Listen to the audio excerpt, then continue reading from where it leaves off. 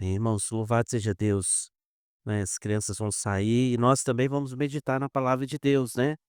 O livro de Zacarias, capítulo 6, versículo de 1 a 8. Hoje é a nossa última visão, né, que nós temos aí de Zacarias. Na verdade, né, a última parte da visão é uma visão, né, dividida em 8 partes, e nós temos então aí hoje, Zacarias 6, versículos de 1 a 8, a nossa meditação. Zacarias 6, versos de 1 a 8. Leia aí a sua Bíblia comigo, nós vamos fazer a leitura de forma alternada, irmãos. Zacarias 6, versos de 1 a 8. Amém? Amém. Coloque-se de pé, ainda em reverência à palavra. Eu vou ler os ímpios, irmãos, os pares. Diz assim: Outra vez levantei os olhos e vi, e eis que 4 carros saíam dentre 2 montes, e estes montes eram de bronze.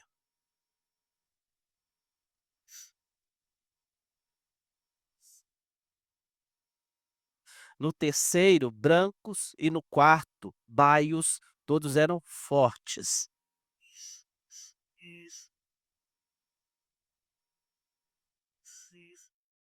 Respondeu-me o anjo: São os 4 ventos do céu, que saem de onde estavam perante o Senhor de toda a terra.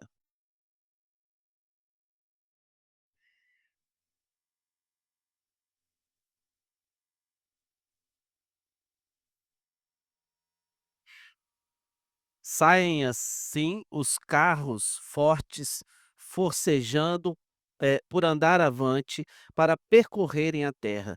O Senhor lhes disse: Ide e percorrei a terra, e percorriam a terra. E espepe saíram para a terra do norte, assim que pusate para a terra. Pai Abraão, pai de Abraão, Isaque e Jacó, Deus que há muito tem feito o teu povo crer, Deus, pelas promessas e a tua palavra.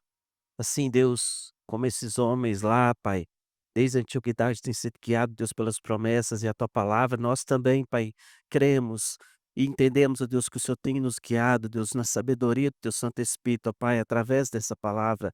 E o que lemos hoje, ó Deus, que faça sentido no nosso coração, na nossa vida prática, Pai, e que abençoe-nos, ó Deus, para que a nossa fé possa ser a cada dia vigorada pela tua palavra e que nós, ó Deus, alcancemos sempre, Pai, o estado de santidade que o Senhor deseja de nós, Deus. Então trabalha com o teu Santo Espírito a nossa vida nessa noite, diante do texto proposto e lido, Deus, fala ao nosso coração, é a nossa oração em nome de Jesus. Amém.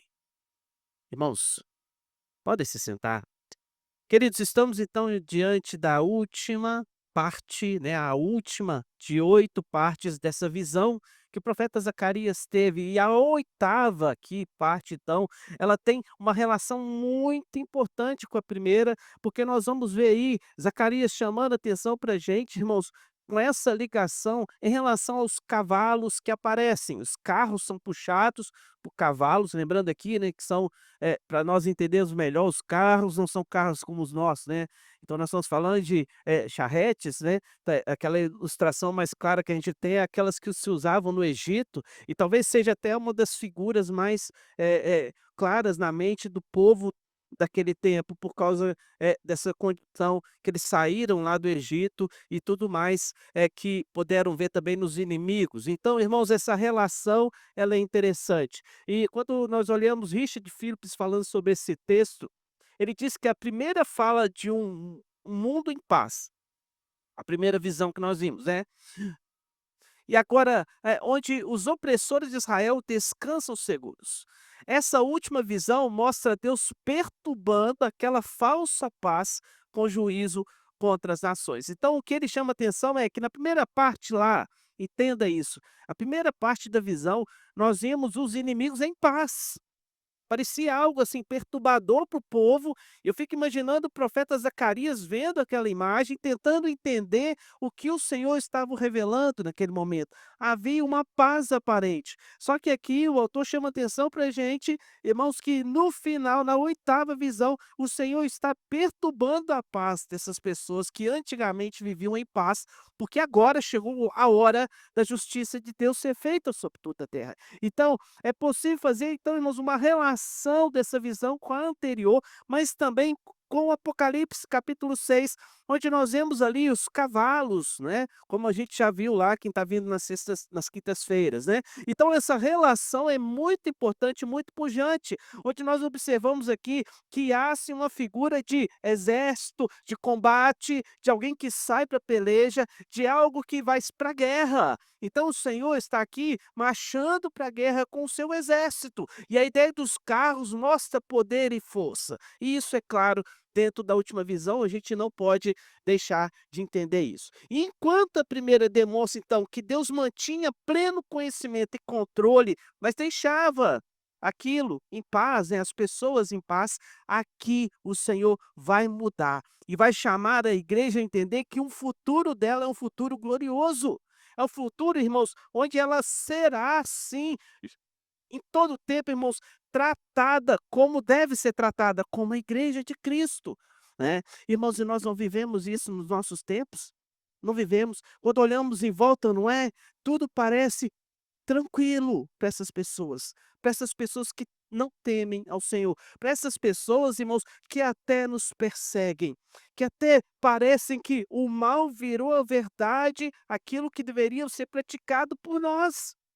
E não a verdade que a palavra de Deus diz, porque quando olhamos em volta, nós vemos que ele prolifera, o mal cresce, aquilo que é mentira tem sido a verdade, né? Troca-se a verdade pela mentira, é isso que nos diz Romanos, que chegaria o tempo em que os homens trocariam a verdade pela mentira.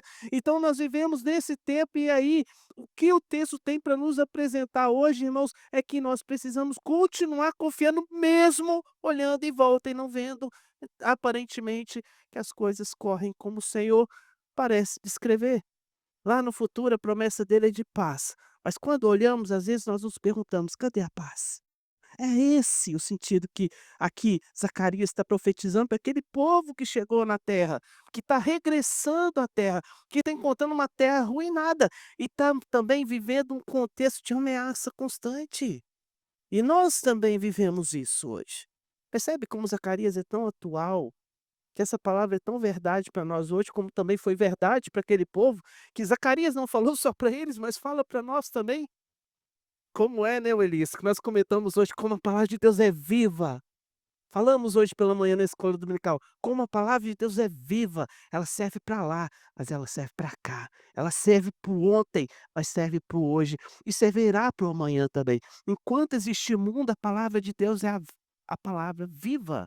Então, a última visão se inicia com a visualização de uma nova cena. Olha o versículo 1, ele diz: "Outra vez levantei os olhos e vi, e eis que 4 carros saíam dentre 2 montes, e estes montes eram de bronze".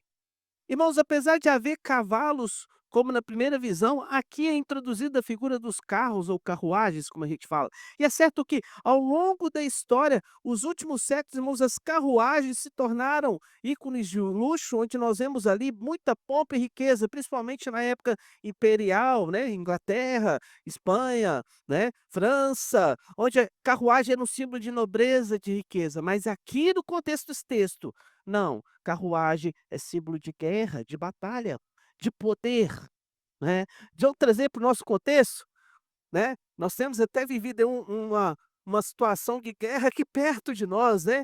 Venezuela, nós vemos aí um ataque dos Estados Unidos contra a Venezuela, nessa madrugada que se seguiu do nosso dia, né. Mas o que nós observamos aqui, irmãos, é que justamente, ali, trazendo para os nossos dias, essas carruagens seriam como se fossem tanques de guerra hoje, comparando, tentando mediar aqui para que nós entendamos a força que havia ali.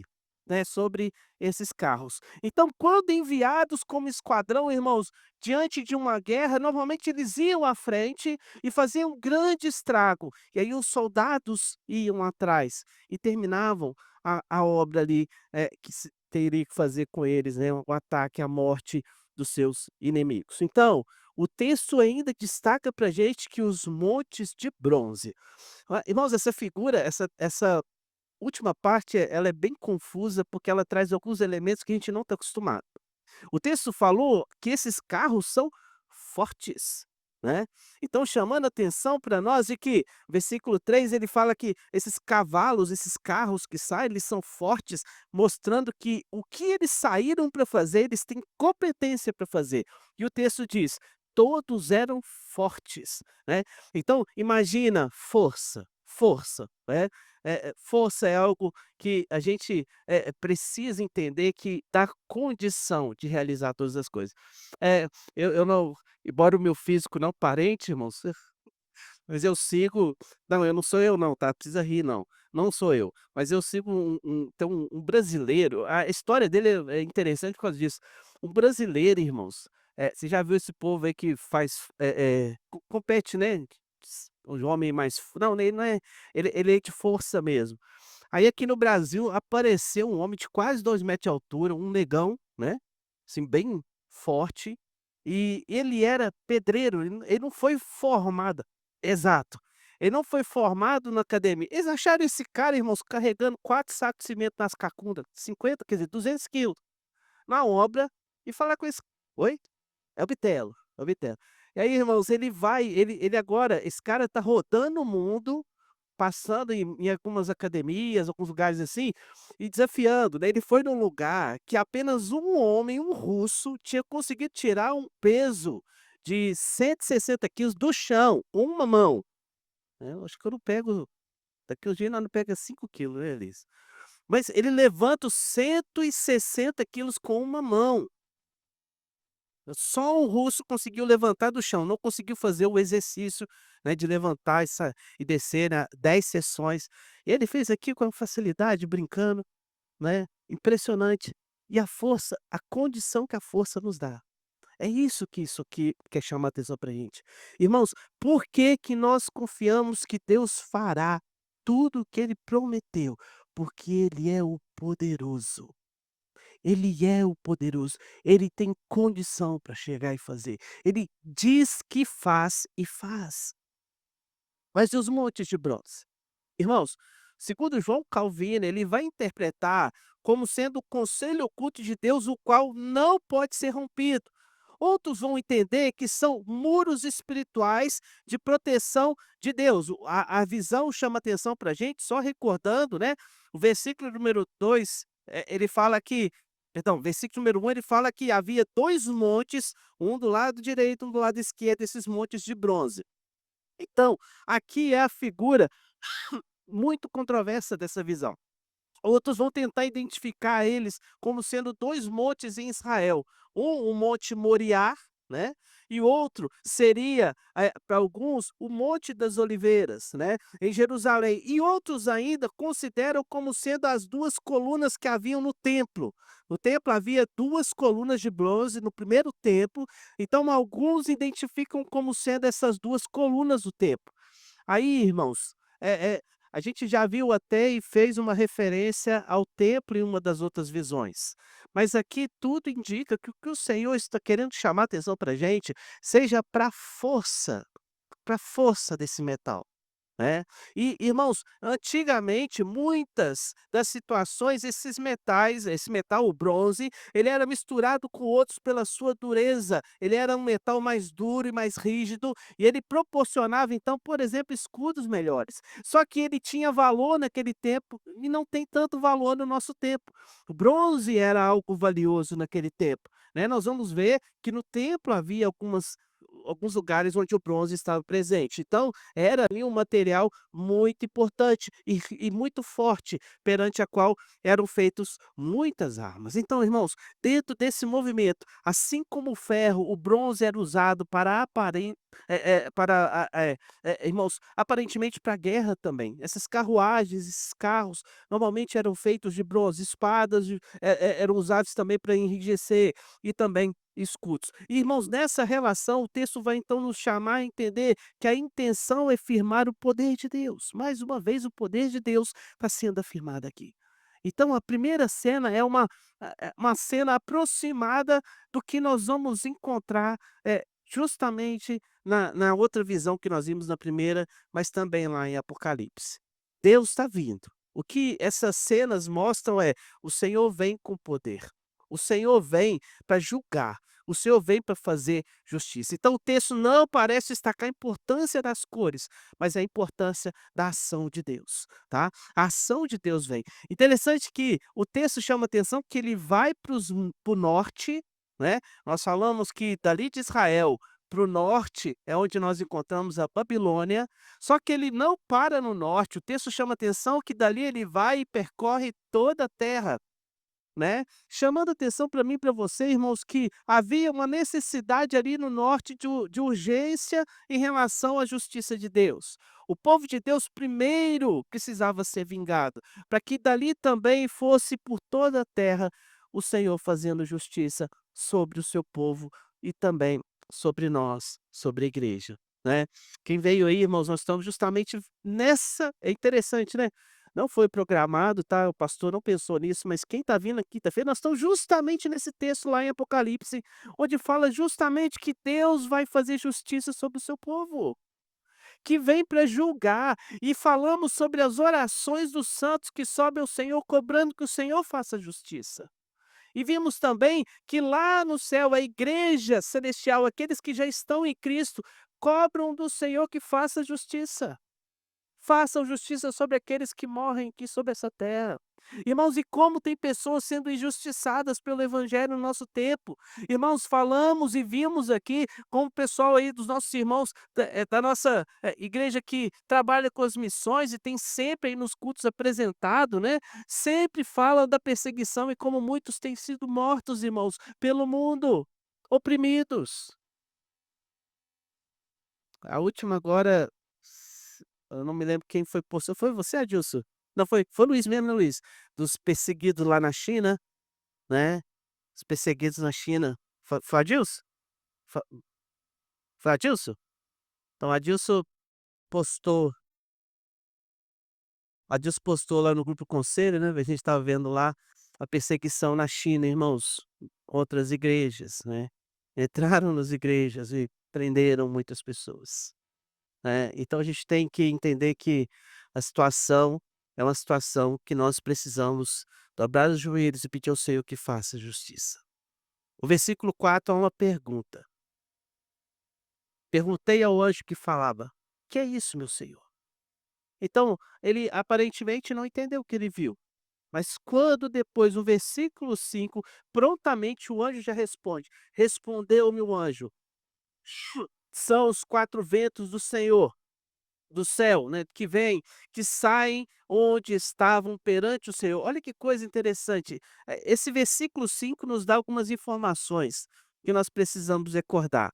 Irmãos, primeiramente, esse vento, a identificação dos conjuntos de carros, cavalos, com seus espíritos e também os ventos aí, saem todos da presença de Deus. Eles saem da presença do Senhor, indicando que quem os está enviando é Deus. Eles não têm vontade própria, mas eles saem ordenados por Deus. Eles saem da presença do Senhor. Mas também ele chama atenção, irmãos, que esses carros têm um destino bem traçado. No versículo de número 6, ele diz o seguinte: "O carro em que estão os cavalos sai para a terra do norte, e a dos brancos após eles, e a dos baios para a terra do sul." Então, o que o texto chama atenção é: eles têm destino, eles foram mandados por Deus e eles têm ordens claras para serem cumpridas em relação aos inimigos do povo de Deus. Deus envia, irmãos, seus carros de batalha pelo mundo. O versículo 7 deixa bem claro isso. E sobre os povos, irmãos, os quais Israel temia, agora eles estão em grande perigo. Irmãos, a proclamação da soberania de Deus então vai cair sobre toda a terra. Deus vai mostrar. E aqui é interessante nós entendermos, Deus é soberano, que o texto chama atenção e deixa bem claro a soberania de Deus, é que, irmãos, nós observamos que quando Deus executa essa justiça, nada o para. Por isso que quando olhamos para os nossos dias e percebemos que aparentemente nada de Deus vem sobre essas pessoas que praticam o mal, nós precisamos entender, e o texto chama-nos a crer, que o momento de Deus exercer a sua soberania está para se chegar, quando o Senhor vai decretar a sua ação, como o texto chama atenção. Então, o texto seguinte reforça, o versículo 7 nos diz e expõe, ele diz: "Assim os fortes saíram, ansiosos para seguir, a fim de percorrer toda a terra. Então o Senhor lhes disse: Percorrei a terra, e eles percorreram a terra." Então, perceba, o até, irmãos, o reino celestial está doido para fazer justiça e cumprir o plano de Deus, a vontade do Senhor. O texto fala que eles anseiam, eles desejam por isso. Você percebe que uma coisa interessante que a gente observa, que a gente vê lá em Apocalipse, quem veio aí viu esses estudos específicos que eu falei com os irmãos, né? Que a gente observa, irmãos, que o pecado que está destruindo esse mundo, ele não é penoso só para gente. Que quando a gente olha aquele versículo lá, alegre com os que se alegram e chore com os que choram, que isso também é realidade quando olhamos para o céu, na descrição desses textos, porque lá também, da mesma forma que há indignação na tua vida e clamor de Deus para que a justiça seja feita, também encontramos a mesma situação no céu. O Senhor está, irmãos, entendendo e vendo a sua situação, mas coisas ainda precisam acontecer. Então, o que Deus nos chama a atenção é: seja a todo momento prudente, mas aguarde com paciência e perseverança, porque todas as coisas estão debaixo do controle do nosso Deus. Isso é maravilhoso. O Senhor vem, o Senhor vem. Mas deixa eu deixar aqui para você então algumas lições. Eu queria chamar a atenção para você aqui para uma verdade importante. Quando nós olhamos para as promessas e profecias de Deus, como você vê? O que é uma profecia? Irmãos, quando eu olho para uma profecia de Deus, como por exemplo o que nós vemos aqui, essa visão profética que claramente Zacarias está recebendo e nós hoje recebemos, nós podemos ver ela de 2 formas, como catástrofes que vão se aproximar e simplesmente, nós agora aguardamos e também não temos, de forma nenhuma, consciência de como elas vão acontecer, nós aguardamos e muitas vezes nós não vamos nem ver, nem perceber, né, porque às vezes nós achamos que é coincidência ou sorte. Nós vivemos no tempo da sorte, né, o povo está aí envolvido com esses jogos de azar, então tudo vira sorte, tudo vira coincidência, tudo vira acaso. Ou então, nós podemos ver as profecias de Deus com outros olhos, com os olhos da providência. Toda profecia, ela deveria ser vista por mim e por você, não como uma profecia apenas, mas como sendo a providência de Deus para a necessidade do seu povo. O que Deus está mostrando aqui é que Deus vai prover o que for necessário para o seu povo e vai prover vingança. Então, eu deixo aqui algumas lições sobre a providência de Deus para você. Olhando para esse texto e olhando para a relação que elas têm com os homens. Primeiro, irmãos, que a providência de Deus é variada em seus aspectos. O texto chama atenção, o versículo que nós lemos fala de vários carros, chama atenção para vários ventos, o texto chama atenção para a gente para cores, né, dos cavalos, aí eu estou chamando atenção para você para toda a visão, né, as 8 visões que nós vimos até aqui. Então nós vemos aqui, irmãos, claramente variedade, o que nós vemos aqui, irmãos, é claramente algo cheio de mistura, como o texto fala. O salmista no Salmo 75, versículo 8, ele diz: "Porque na mão do Senhor há um cálice cujo vinho espuma, cheio de mistura, dele dá a beber somente sorvem-no até as escórias todos os ímpios da terra". Então o salmista no Salmo 75, versículo 8, destaca então que Deus tem aqui, esse cálice, né, cheio de mistura, chama atenção para a gente que o Senhor, ele é rico e variado em seus aspectos em relação àquilo que é a providência de Deus, chamando atenção no texto para com os inimigos, como ele trata os inimigos. Então, nós precisamos entender que a justiça de Deus vem de variadas formas sobre essas pessoas, sobre essas pessoas. Então, nós não desejamos mal para as pessoas, não é verdade? Não desejamos mal, mas o Senhor faz justiça de diferentes formas possíveis daqueles que perseguem o seu povo, daqueles que vão contra, né. Aí você já pensou em alguns aspectos aí? Aí acontece uma tragédia, eh, um desemprego, a perda de alguma coisa. O que o texto está chamando a atenção é que Deus toca em várias formas. A sua justiça, ela se move de vários aspectos e forma então a vontade, o querer de Deus. Interessante é que Deus vem de forma individual, às vezes, nessas pessoas, como também de forma coletiva, como o texto está chamando a atenção que vai aqui acontecer. Irmãos, mas também uma segunda lição interessante sobre a providência de Deus aqui é que a providência de Deus é soberana em suas operações. O texto falou que todos os eventos saem de uma visão de Deus e elas são ações bem claras. Irmãos, primeiro é sobre os governos.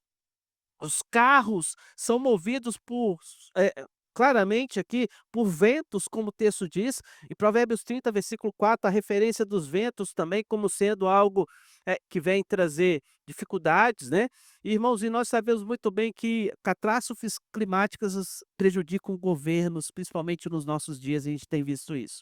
Mas também, durante os momentos, em todos as épocas do mundo, em cada período da história, tanto de países como também, pessoal, as regras de Deus têm se cumprido e todas as leis e forças do universo foram criadas e são preservadas e dirigidas por Deus e decretadas pelo Senhor para que também haja justiça sobre essa terra em todo o tempo. Nós precisamos entender então que a providência de Deus, ele é soberano em todas as suas operações, né.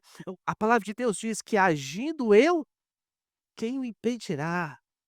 Então, nas suas operações, Deus é soberano, Deus fará. Então, eu não adianto, eu não retardo, eu não mudo, eu simplesmente aguardo pacientemente na soberania do Senhor.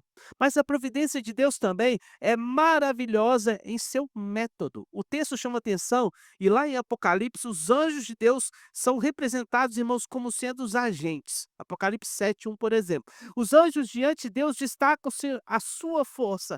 E o texto também chama atenção, irmãos, que ele vai trazer sobre aqui, sobre nós, a forma dessa disciplina, a forma dessa punição para aqueles que são perversos. Então Deus emprega criaturas, chamando atenção para a gente, para que nós entendamos o seu poder, chamando atenção para nós, que nós precisamos também entender que nós vamos ver o Senhor agindo de forma rigorosa. O método de Deus é destruir os inimigos. A forma que ele tem, irmãos, quando ele chamar a atenção de todos nós para o momento, o dia da vingança do Senhor, é com força, é com poder, é claramente, irmãos, a promessa do Senhor se cumprindo da forma como Ele quer, o método dele é esse, né. Aí nós podemos até questionar, né, você fala assim: "Os métodos de Deus", mas Senhor, por que que o Senhor não salvou todas as pessoas do mundo? O Senhor salvou só nós. O seu coração é assim, não é? O meu é assim. Eu acho que isso é próprio e peculiar do cristão. Olhar para o outro que você vê caminhando para o caminho da perdição, e você olha para aquela pessoa e fala assim: "Senhor, por que o Senhor não salvou ele? Por que o Senhor não salvou ele?". Eu, por exemplo, irmãos, eu consigo imaginar outro olhar, que se aquele Lázaro que vai para o céu pudesse ver o rico no inferno, eu creio que o que estaria no coração dele, quando ele visse e soubesse que aquele homem ia para o inferno, era a mesma coisa: "Senhor, por que que o Senhor não salvou ele também?". Nós não queremos o mal para o próximo, irmãos, ou não deveríamos querer, né. Mas é o método de Deus. Deus escolheu alguns para serem salvos, faz justiça por esses, e sobre eles ele é glorificado. Não sabemos como, nem porquê, mas é assim. Aí eu lembro você de novo que as escrituras diz: "Quem és tu, homem, para discutires com Deus". Deus age do jeito que ele quer, não do jeito que eu e você queremos. Os métodos são dele, não nós. Mas também, em quarto momento, irmãos, a providência de Deus é rápida em seus movimentos. O texto chamou atenção que foi claramente algo que vai ser algo que vai acontecer rapidamente. O povo vai ver que rapidamente eles estão livres, irmãos. E pensando nisso, Rutherford, ele diz sobre esse texto, ele fala o seguinte, que o carro da providência de Deus não corre sobre rodas quebradas. Não é o carro que vai furar o pneu. Trazendo para os nossos dias. Não é o carro que vai furar o pneu. Ele não fura o pneu no meio do da situação, mas ele vai, irmãos, com toda a sua capacidade de cumprir todas as coisas bem rapidamente. Então o texto chama atenção para a gente que o seu movimento, o movimento de Deus, quando Deus agir, será rápido, repentino. Não é assim que as escrituras nos dizem que será a volta do Filho do Homem? Como? Um piscar dos olhos. Com abrir e fechar dos olhos, quando nós imaginarmos que não, né, ou então é assim mesmo, não é? Quando imaginarmos que não. O texto usa até Paulo vai usar até a ilustração lá na Arca de Noé, lembra? As pessoas estavam lá casando, se dando em casamento, né, vivendo a sua vida, trabalhando, negociando, de repente, eles descobriram, ué, que Noé estava certo? Não chovia, agora começou a chover. Daqui a pouco tem água na canela. É verdade. Aconteceu. E foi rapidamente. E foi rápido. E esse mundo também vai descobrir que as verdades do Senhor, elas se cumprem, que a palavra de Deus é justiça, é realidade. Mas será tão rápido, que eles vão se assustar. O Senhor virá e nós precisamos continuar confiando no Senhor. Quinta e última lição que eu tiro para você aqui nesse texto, que a providência de Deus é satisfatória em seus resultados. Então, nós podemos às vezes questionar os métodos de Deus. Nós somos assim, irmãos. Nós achamos que o nossa forma é sempre a melhor. Não é verdade? Lembra lá? Lembra? Por exemplo, vamos lembrar aqui, quando Jacó está lá, né, para escolher o seu filho querido, quem que ele queria que fosse escolhido? Esaú. Mas Deus deixou bem claro que era Jacó. Mas José, quando estava no Egito, né, José, quando está lá no Egito e vai abençoar ali os filhos, Jacó vai abençoar os seus filhos, ele chega e fala o seguinte: "Olha, e aí? Não, pai, você está errando a mão. O primogênito é esse". Ele falou: "Não, esse aqui é o melhor, é o maior, é o escolhido. Esse será maior que esse". Deus é quem escolhe. Deus é quem chama, Deus é quem escolhe, e os resultados nós podemos ver. E muitas vezes percebe, a gente quer mudar a vontade de Deus? Não, Senhor, a gente quer determinar o que que Deus faz. Irmãos, mas quando olhamos por resultados, nós vemos aqui que houve justamente o que Deus prometeu que faria. E o versículo de número 8 ele encerra falando: "Eis que naqueles que saíram para a terra do norte, fazem repousar o meu espírito na terra". do norte. Irmãos, isso pode se referir à satisfação da justiça de Deus. Deus agora está satisfeito porque a justiça chegou. Agora chegou o tempo da graça perfeita, onde o Senhor cumpriu todas as coisas. A graça e a misericórdia, irmãos, pode ser adiadas, mas elas simplesmente chegarão um tempo onde todas as coisas estarão no seu devido lugar como o Senhor planejou, e aí sim nós podemos nos satisfazer plenamente na verdade de Deus, né. Oh, irmãos, como impressionante, e como a gente vai se surpreender, por mais que a gente veja hoje, por exemplo, Apocalipse escrevendo o céu, como nós vamos nos surpreender com as maravilhas que nós vamos ver, como nós vamos nos surpreender, irmãos, com a realidade que vai ser viver na presença de Deus. Como nós vamos nos surpreender, irmãos, do regozijo do nosso coração de estar com Deus ali, de ver realmente todas as coisas se cumprindo. Irmãos, a palavra de Deus diz que o Senhor faz infinitamente mais do que pedimos e pensamos. E eu acho que o céu é muito mais do que nós pensamos, muito mais, muito mais, muito mais, incomparavelmente melhor do que minha mente limitada pode imaginar o que é viver no céu, ó Deus. Mas o que nós temos hoje, irmãos? Nós temos o Deus aqui. Nós temos o Senhor aqui conosco. Mas, irmãos, hoje nós nos esforçamos, na verdade. Por que que nós nos esforçamos? Nos esforçamos porque viver uma vida de santidade, irmãos, aonde nós estamos, no meio do pecado, é algo que nós lutamos dia a dia. Mas é interessante que a Bíblia não faz referência de que no céu, o que fizermos lá será recompensado. Mas a Bíblia fala que o que fizermos aqui será recompensado, porque Deus está vendo o meu esforço, Deus está vendo a tua vida, Deus está vendo a tua luta contra o pecado, Deus está vendo como você tem buscado a sua presença em santidade, e você tem sim lutado, irmãos, como todos nós lutamos, que você muitas vezes tem passado por injúrias nesse mundo, por dificuldades, mas nós entendemos, irmãos, que Deus tem visto nossa aflição, e Ele no tempo certo nos recompensará pela nossa fidelidade. Fidelidade não é uma coisa para a vida eterna. É? Você vai ser fiel no céu? Tanto é que a palavra de Deus diz que nós devemos ser fiel até onde? Até a morte. Até a morte. Não tem pecado no meu coração. Lá eu não luto contra a carne. Lá eu não preciso me esforçar. Lá eu não preciso abrir mão dos desejos. Não, não preciso. Aqui eu preciso. Aqui eu luto. Aqui é batalha. Dia a dia. Constantemente. Deus te recompensará por isso. Então, o convite que eu faço para você hoje, confie na providência de Deus na tua vida, querido. Confie na providência de Deus, não deixe de crer no Senhor.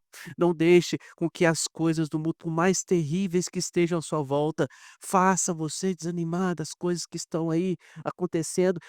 Creia na promessa de Deus, creia que o Senhor cumprirá. Creia que viver esforçadamente nessa vida para ficar longe do pecado é algo importante e precioso. Importante e precioso. Para encerrar, eu queria lembrar uma entrevista de Billy Graham. Billy Graham uma vez, eu creio que eu já comentei isso com os irmãos, mas uma vez uma repórter foi entrevistar, e ela curiosa, Billy Graham estava no seu auge, ele estava sendo até considerado como possível candidato à presidência dos Estados Unidos. Em um momento ele até foi argumentado sobre isso, né, se ele aceitaria ou não ser presidente, ele disse: "Não, ele eu não vou trabalhar para homens se eu trabalho para o Rei dos Reis". Hum. E ele então perguntado pela repórter disse: "Olha, e aí, como é que é a sua vida? Se você, por exemplo, entrar uma jovem no seu consultório lá, do seu escritório pastoral, e for aconselhar com você e se insinuar para você, o que que você faria? Aí ele: "Eu ia fazer o que todo homem faria, eu iria pecar".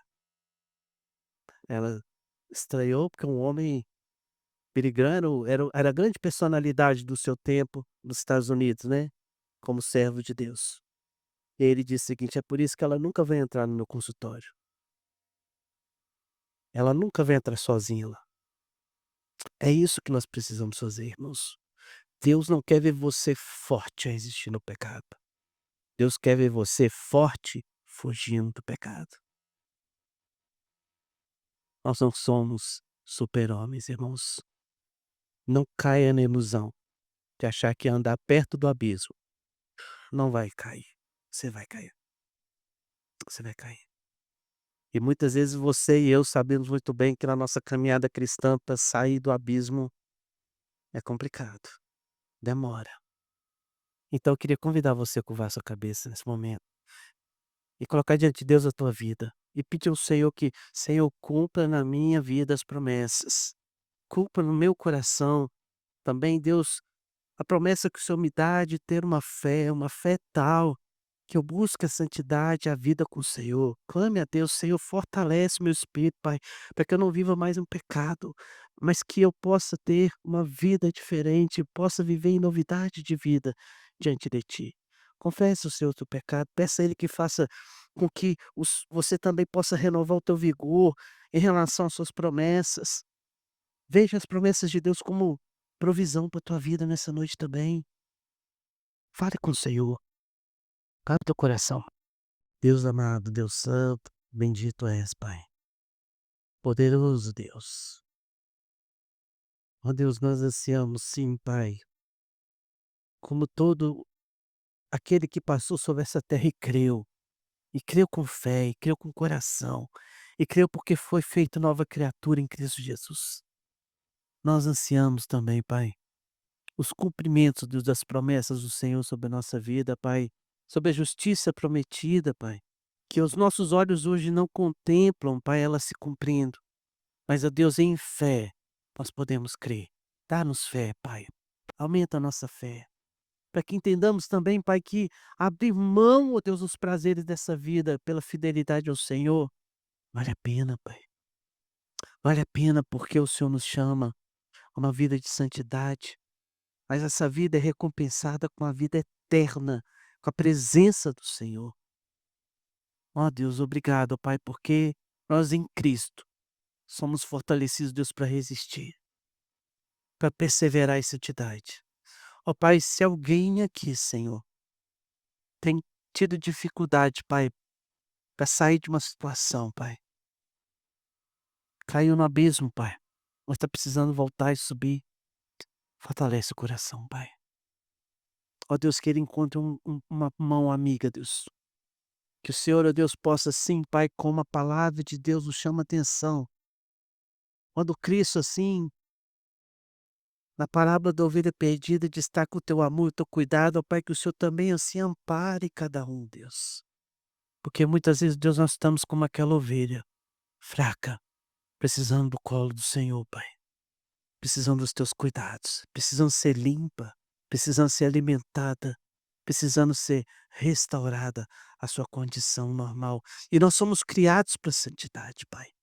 Em Cristo Jesus somos nova criatura. Abençoa a nossa vida, Pai. E como nova criatura, nós, ó Deus, hoje também sentamos, ó Deus, à mesa de Cristo Jesus.